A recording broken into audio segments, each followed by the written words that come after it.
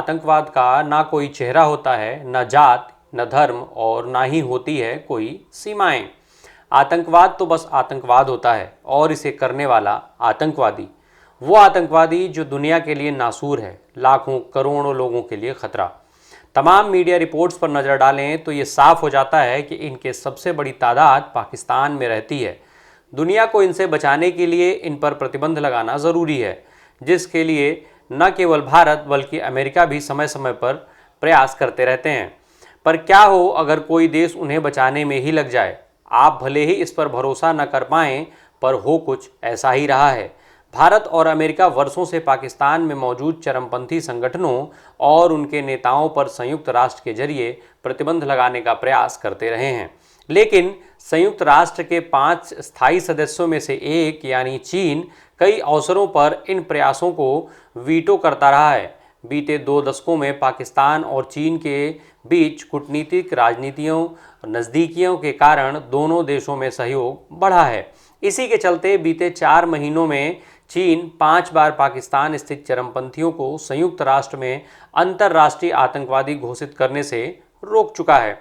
हाफिज तलहा सईद, शाहिद महमूद, अब्दुल राउफ अजहर, शाहिद मीर और अब्दुल रहमान मक्की, ये वो 5 चरमपंथी नाम हैं जिन्हें भारत और अमेरिका संयुक्त राष्ट्र की ग्लोबल टेररिस्ट की सूची में डालना चाहते थे, जिनसे इन पर प्रतिबंध लग सके।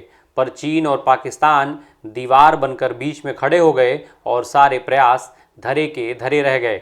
इनमें 46 वर्षीय हाफिज तलहा सईद लश्कर तैयबा के मुखिया और मुंबई हमलों के प्रमुख अभियुक्त हाफिज सईद का बेटा है।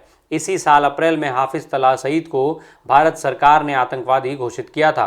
चीन ने सईद को संयुक्त राष्ट्र की सुरक्षा परिषद की 1297 अल कायदा प्रतिबंध कमेटी के तहत ब्लैकलिस्ट करने के प्रस्ताव को पास नहीं होने दिया। भारत के गृह मंत्रालय की विज्ञप्ति कहती है कि हाफिज भारत और अफगानिस्तान में भारत के हितों पर हमलों के लिए सक्रिय तौर पर चरमपंथियों के चयन, फंड इकट्ठा करने और हमलों को अंजाम देने में शामिल रहा है। इसके अलावा ये पाकिस्तान में मौजूद लश्कर के सेंटरों में जाकर भारत, इजराइल और अमेरिका के खिलाफ जिहाद छेड़ने की बात भी करता रहा है। वो लश्कर का सीनियर लीडर होने के अलावा चरमपंथी संस्था के धार्मिक विंग का प्रमुख भी है। दूसरा आतंकी है सईद महमूद। पाकिस्तान स्थित चरमपंथी संगठन लश्कर तैयबा के नेता शाहिद महमूद को भी ग्लोबल टेररिस्ट की सूची में शामिल करने का प्रावधान था।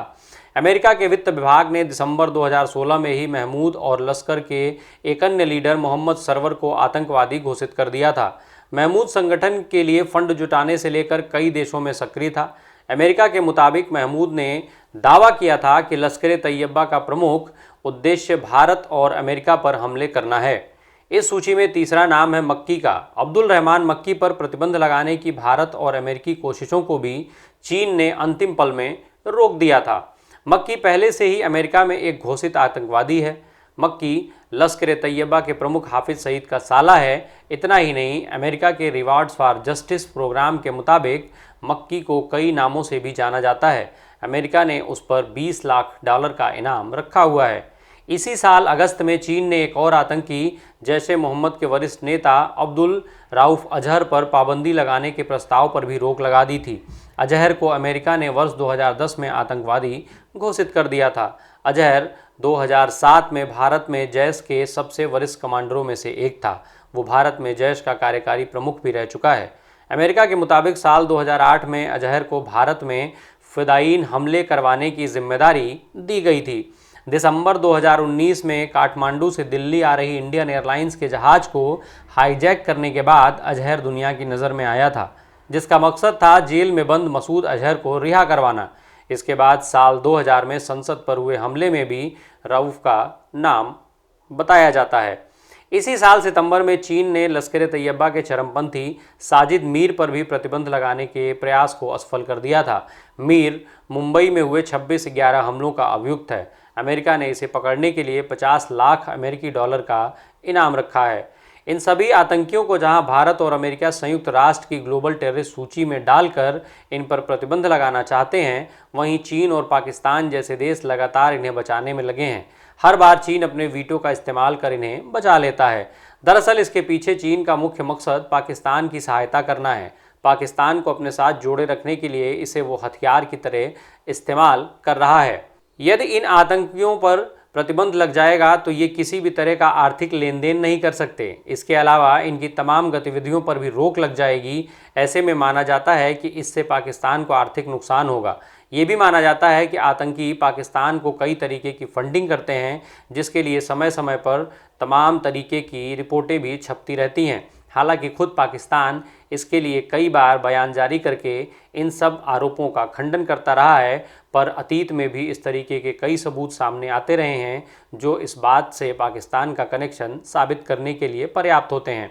बार बार भारत और अमेरिका की कोशिशों में अड़ंगा लगने के बाद सितंबर में संयुक्त राष्ट्र की आम सभा में भारतीय विदेश मंत्री एस जयशंकर ने कहा था, संयुक्त राष्ट्र आतंकवाद के सूत्रधारों पर प्रतिबंध लगाकर करारा जवाब देता है। जो लोग यूएन में ये नहीं होने देते वो गलती करते हैं। यकीन मानिए ऐसे देश न तो अपना हित साध रहे हैं और न ही अपनी साख बेहतर कर पा रहे हैं। आतंकवाद को एक राजनीतिक हथियार के तौर पर इस्तेमाल नहीं किया जाना चाहिए। ऐसा भी नहीं है कि हर बार संयुक्त राष्ट्र में भारत की कोशिशें असफल रहती हैं। मई 2019 में संयुक्त राष्ट्र ने जैश-ए मोहम्मद के प्रमुख मसूद अजहर को ग्लोबल टेररिस्ट घोषित किया था। ये भारत की एक बड़ी डिप्लोमेटिक जीत थी, लेकिन इसके लिए भी भारत को 1 दशक का लंबा इंतज़ार करना पड़ा था और अब चीन की हर चाल लगातार इस चीज़ में भारत और अमेरिका के प्रयासों पर भारी पड़ती जा रही है। ऐसे में देखना होगा कि चीन आखिर अपनी इन नापाक हरकतों से कब बाज आता है।